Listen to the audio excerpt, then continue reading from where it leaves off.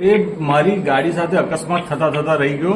બસ આ જ વાતને લઈને જ્યારે એ ડમ્પરને મેં રોકવાની કોશિશ કરી અને પૂછતાછ કરવાની કોશિશ કરી. એ ડમ્પર ચાલકને પૂછ્યું.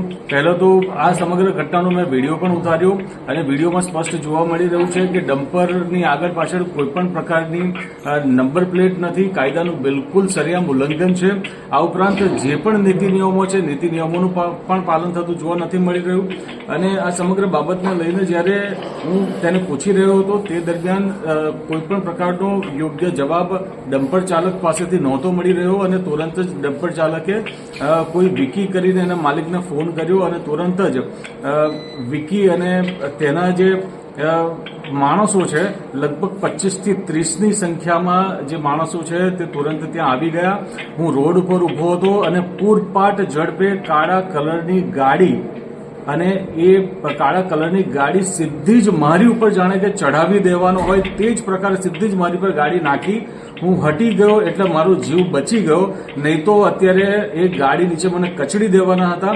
તુરંત જ પછી હું હટી ગયો અને તરત જ તે ગાડીમાંથી નીચે ઉતરીને 25 થી 30 લોકો ભેગા થઈ ગયા હતા અલગ અલગ જગ્યાએથી અને એ લોકોએ રોડ વચ્ચે ખૂબ જ મને માર્યો છે. અને આ ઉપરાંત એમની સાથે જે ઘાતક હથિયારો પણ હતા, લાકડી, દંડા, ધારિયા જેવા ઘાતક ને તીક્ષ્ણ હથિયારો પણ હતા અને મને ખૂબ જ માર્યો છે.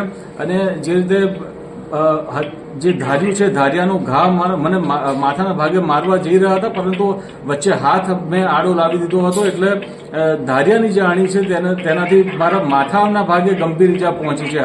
હાલ પોલીસ દ્વારા એ પ્રકારની માહિતી મળી રહી છે કે આરોપીઓની શોધખોળ ચાલુ છે. આરોપીઓ હાલ ફરાર છે, પરંતુ આ આરોપીઓ ઝડપથી પોલીસ ગિરફ્તમાં આવી જશે તેવું પોલીસ હાલ આશ્વાસન આપી રહી છે. પરંતુ અહીંયા આગળ સ્પષ્ટપણે જે જોવા મળી રહ્યું છે કે કાયદો વ્યવસ્થાની સ્થિતિ જાળવવાનું કામ જે છે એ પોલીસનું છે, પણ આવા જે લુખ્ખા તત્વો જે બેફામ જે પોતાના ડમ્પરો લઈને કાયદાના સરેઆમ ઉલ્લંઘન કરીને નીતિ નિયમો તોડીને ફરે છે, છતાં પોલીસ કે કાયદો કંઈ પણ કરતું નથી. અને તેના કારણે જ આ લોકો એટલા બધા મદમસ્ત થઈ ગયા છે, એટલી બધી હિંમત આવી જાય છે કે કોઈ પણ વ્યક્તિ ઉપર આ રીતે રોફ જમાવે છે, દાદાગીરી કરે છે, જાહેરમાં હુમલા કરે છે અને ગુંડા તત્વોને આતંક મચાવે છે. તે પ્રકારની તેમની હિંમત ખુલી જાય છે. ત્યારે આવા લોકો ઉપર પોલીસનો અને કાયદાનો કડક સકંજો કસવો એ ખૂબ જ જરૂરી છે.